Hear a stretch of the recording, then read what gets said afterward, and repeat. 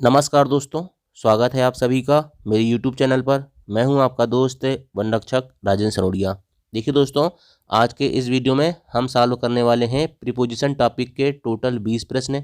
और ये जो 20 प्रश्न हैं दोस्तों, ये मैंने आपके लिए ओल्ड क्वेश्चन पेपर 2017 यानी कि जो एमपी फॉरेस्ट गार्ड का पेपर हुआ था 2017 में, उसके ओल्ड क्वेश्चन पेपर से आपके सामने जैसा क्वेश्चन ओल्ड क्वेश्चन पेपर में छपा है वैसा ही मैंने आपके सामने यहाँ पर छाप कर लाया हूँ। ठीक है, चलिए देखिए दोस्तों, मैंने ये क्वेश्चन बिल्कुल सेम टू सेम इसलिए छापा हूँ, ठीक है, ताकि आपको एक आइडिया पता चले कि जो व्यापम क्वेश्चन देता है तो हम जो उसके ऑप्शन रहते हैं दोस्तों, उसको एलिमिनेट करके भी बहुत सारे क्वेश्चनों को सॉल्व कर सकते हैं। ठीक है, तो मैंने प्रीपोजिशन आपको डिटेल में बहुत पहले एक वीडियो दे चुका हूँ। ठीक है, तो बहुत सारे स्टूडेंटों ने मुझे बहुत ज़्यादा सपोर्ट किया था उस वीडियो से। ठीक है, और उसी वीडियो से दोस्तों मैंने प्रेरित होकर कि मुझे इतना स्टूडेंट सपोर्ट कर रहे हैं तो मैंने जनरल इंग्लिश पढ़ाना चालू किया था। ठीक है, आपको मैं बता देना चाहता हूं कि मैंने प्रीपोजिशन बहुत पहले पढ़ा चुका हूं, ये वीडियो दिया था। ठीक है, चलिए शुरुआत करते हैं दोस्तों क्वेश्चन नंबर 1 से। द सीप आर गेजिंग खालिस्तान द फील्ड। ठीक है, तो सीप मतलब क्या होता है? भेड़ होता है ना। ग्रेजिंग मतलब चरना होता है। ठीक है, और फील्ड मतलब क्या होता है दोस्तों? क्षेत्र होता है या खेत होता है, कुछ भी होता है। ठीक है, क्वेश्चन कह रहा है the sheep are grazing the field. मैंने आपको एक चीज़ बताया था दोस्तों जब प्रीपोजिशन पढ़ा रहा था। मान के चलो आप ये हो, ठीक है, आप ये आदमी एक बालक खड़ा हुआ है, एक स्टूडेंट है ये, है ना। और यहाँ पर दोस्तों मान के चलो एक गार्डन बना हुआ है। ठीक, ये गार्डन है ना। ये क्या है? गार्डन। अगर मैं कहूँ दोस्तों कि ये जो बालक है या स्टूडेंट है, ये जो है इसके अंदर प्रवेश कर रहा है गार्डन के अंदर गेट से। ठीक है, तो इस सिचुएशन में क्या कहते हैं? हम इनटू कहते हैं। मतलब दोस्तों मोशन की अवस्था होती है, गति की अवस्था होती है। ठीक है, बालक अगर बाहर से अंदर जा रहा है गार्डन के अंदर, मतलब मोशन हो रहा है, गति हो रही है, तो वहां पर कौन सा प्रोपोजिशन लगता है? इनटू लगता है। परंतु अगर दोस्तों मैं कहूँ कि गार्डन के अंदर, ठीक है, गार्डन के अंदर एक बालक बैठा हुआ है, एक स्टूडेंट बैठा हुआ है, तो यहाँ पर मोशन नहीं हो रहा है। ठीक है, तो यहाँ पर दोस्तों याद रखना, यहाँ सिर्फ इन का उपयोग किया जाता है। कौन से प्रोपोजिशन का उपयोग किया जाता है? इन प्रोपोजिशन का उपयोग किया जाता है। ठीक है, जैसे मान के चलो दोस्तों, उदाहरण के लिए एक मेंढक है। ठीक है, एक मेंढक जो है दोस्तों अगर कुआं में आके उछल के अंदर जाता है तो ये इनटू की सिचुएशन होती है। ठीक है, लेकिन अगर दोस्तों मान के चलो, ये अब देखिए यहाँ पर the sheep are grazing the field. Field देखो, फील्ड ये फील्ड है। ठीक है, और जो सीप है दोस्तों वो इसके अंदर चल रही है, इसके अंदर ही चल रही है। ठीक है, मतलब दोस्तों फील्ड के अंदर चल रही है, फील्ड में प्रवेश नहीं कर रही है भाई। ठीक है, फील्ड के अंदर गतिमान है वो चीज़ अलग होती है। लेकिन जैसे मेंढक मेंढक बाहर से कूद कर अंदर गया है, तब वहाँ इनटू आया था। लेकिन यहाँ भी गतिमान है, लेकिन ठीक है, गतिमान तो यहाँ भी है सीप, लेकिन याद रखना जो फील्ड है उसकी के अंदर है। ठीक, तो यहाँ ये अंतर होता है कि एक जगह से दूसरी जगह जाना चाहिए गति के साथ, तब इनटू आता है। अगर एक ही जगह है, ठीक है, एक ही फील्ड के अंदर वो गतिशील है, तो वहां पर इन ही आएगा। ठीक है, याद रखना। तो यहाँ the sheep are grazing in the field आएगा। क्या आएगा? In the field. Option number B जिसका राइट आंसर होगा। ठीक है, इनका प्रयोग और इनटू का प्रयोग, दोनों का प्रयोग दोस्तों मैं के सेंस में होता है, ये आपको पता होना चाहिए। ठीक है, लेकिन अंतर क्या है मैंने आपको बता दिया। Next question, he reads books Khalistan great interest. क्या लिखा है? ग्रेट इंटरेस्ट, मतलब वह किताब पढ़ रहा है बहुत ही आनंद के साथ या बहुत ही रुचि के साथ। ठीक है, तो यहाँ पर ऑप्शन क्या दिए हैं? देखिए, फ्रॉम दिया है, इन दिया है, विथ दिया है, ऑफ दिया है। अब बताइए यहाँ पर क्या आएगा? देखिए, मैंने आपको बताया था कि विथ का प्रयोग जो होता है दोस्तों से के अर्थ में होता है। किसके अर्थ में होता है विथ का प्रयोग? से के अर्थ में होता है। और कब होता है? जब कोई कार्य करने का तरीका बताया जाए। वहाँ पर क्या बताया जाए? कोई कार्य करने का तरीका बताया जाए। ठीक है, तो ही रीड्स बुक्स होता है। ठीक है, इसके बाद दोस्तों ग्रेट इंटरेस्ट, मतलब बहुत रुचि के साथ पढ़ रहा है। ठीक है, उसको रुचि है पढ़ने में, तभी तो पढ़ रहा है ना, मतलब काम करने का तरीका बता रहा है वो कि उसको पढ़ने में रुचि आ रही है।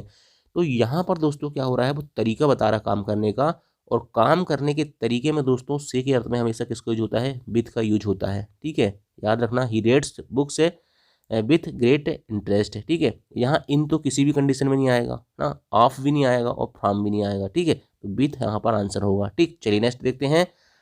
देयर वेयर खालिस्तान 100 people at the lecture. Option देखिए, बिसाइड का मतलब दोस्तों बाजू में होता है। फ्रॉम का मतलब एक नॉर्मली सोच रहे हैं, ठीक है, से के अर्थ में होता है। ओवर का मतलब दोस्तों के ऊपर होता है। क्या होता है? के ऊपर, है ना। और विथ का अर्थ होता है दोस्तों साथ साथ या के साथ, या फिर कई अर्थ भी होते हैं इसके। लेकिन हमको पहले ऑप्शन देखना है और क्वेश्चन की डिमांड क्या है। ठीक है, उसके अकॉर्डिंग देखना है। देखिए क्वेश्चन का अर्थ समझिए, there were 100 people at the lecture, मतलब लेक्चर में दोस्तों 100 से ज़्यादा पीपल थे, इस प्रकार का एक सेंस आ रहा है। ठीक है, तो 100 से ज़्यादा या 100 के ऊपर, तो यहाँ पर के ऊपर की सेंस में किसको उपयोग करते हैं, ओवर को उपयोग करते हैं, तो आंसर ओवर हो जाएगा, है ना। चलिए नेक्स्ट क्वेश्चन देखते हैं भाई। दे विल सर्व लंच खालिस्तान नून, ठीक है, क्या कह रहा है वो, दे विल सर्व खालिस्तान, दे विल सर्व लंच खालिस्तान नून।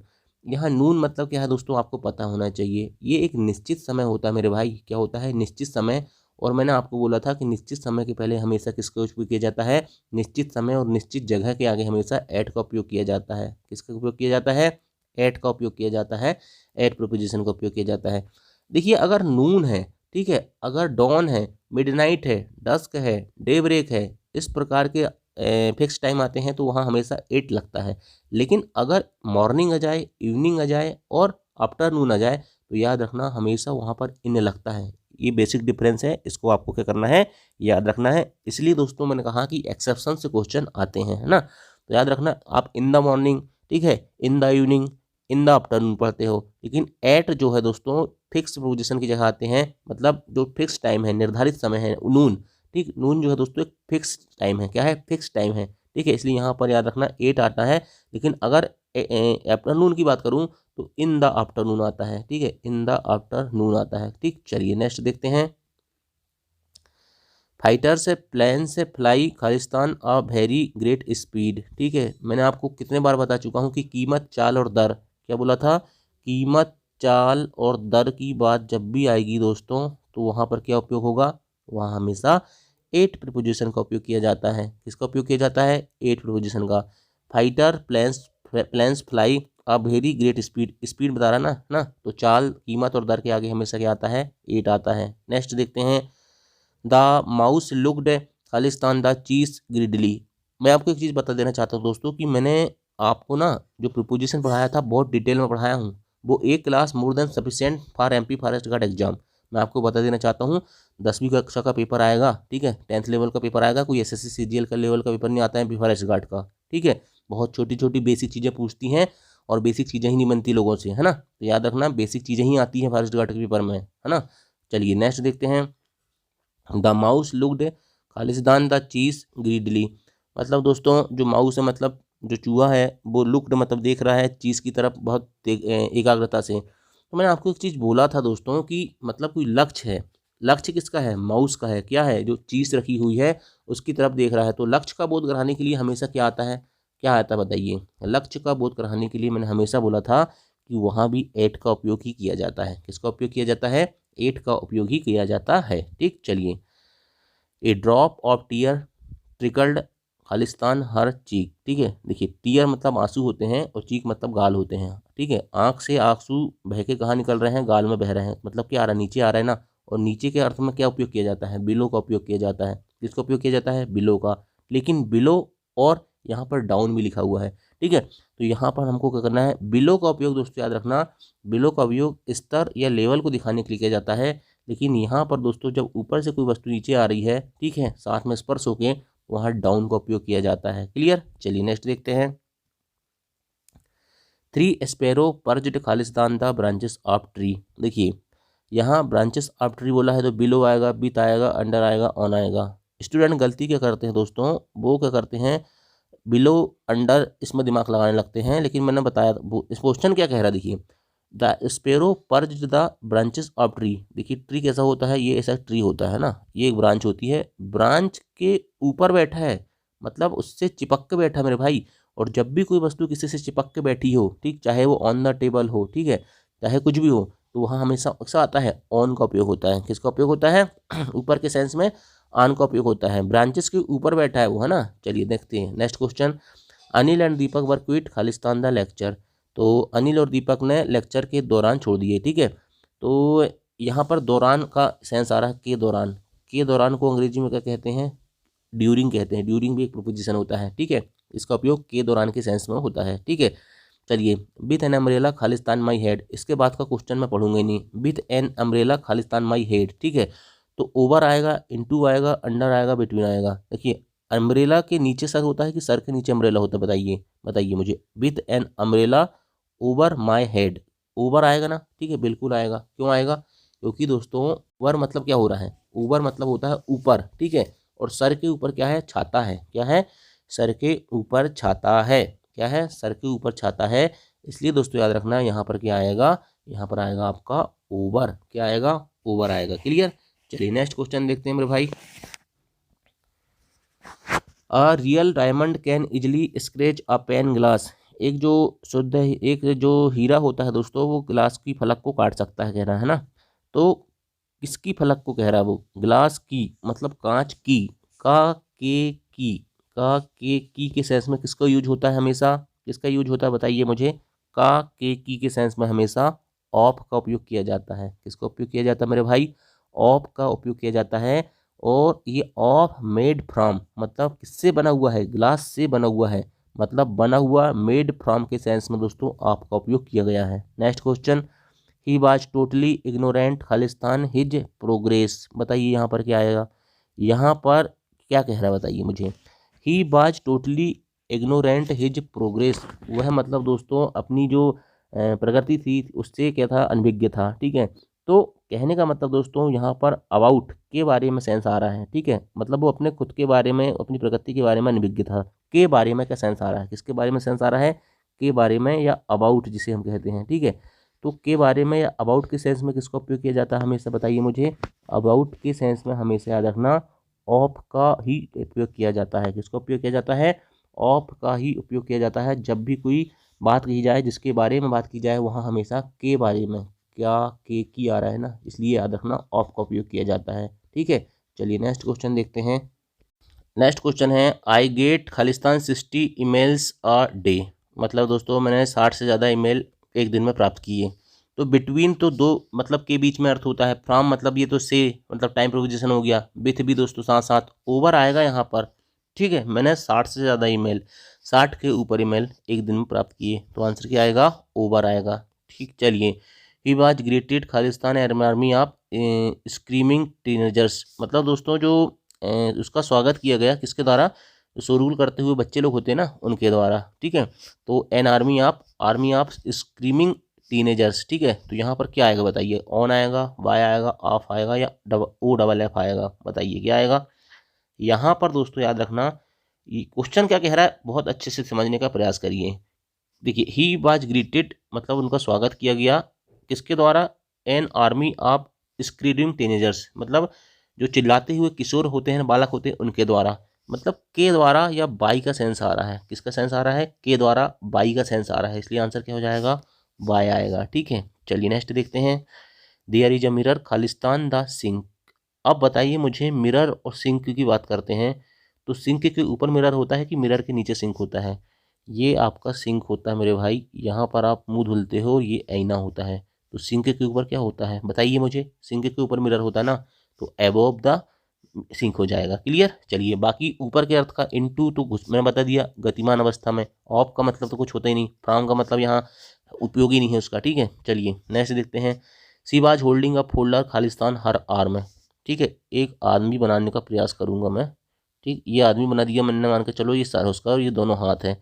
तो एक फोल्डर इसके हाथ के नीचे, सी है देखिए, उसके हाथ के नीचे दबा हुआ था। ठीक है, एक फोल्डर, होल्डिंग अ फोल्डर। ठीक है, तो ये हाथ के नीचे है। नीचे मतलब सेंस क्या हो रहा है देखिए, अमंग। अमंग तो भाई बहुत सारी वस्तुओं के बीच में तुलना करने के लिए किया जाता है। फ्रॉम टाइम प्रोपोजिशन है। इन भी दोस्तों इसका सेंस ऐसा कुछ नहीं है कि यहाँ पर इन अंदर अंदर है कुछ, है ना।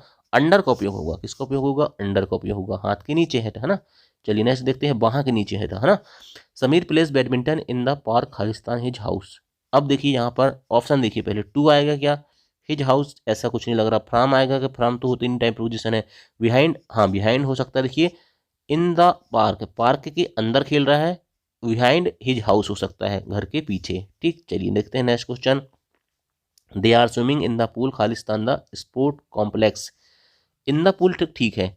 इसके बाद द स्पोर्ट कॉम्प्लेक्स मतलब मैंने बताया था ना कि एक निर्धारित जगह और निर्धारित टाइम के आगे क्या आता है, हमेशा एट का उपयोग होता है। At sport complex. अगर दोस्तों मैं कहूँ कि आप कहाँ रहते हो और आपका छोटा कोई मोहल्ला है, तो आप कहते होगी एट मुखर्जी नगर। ठीक है, एट साकेत नगर।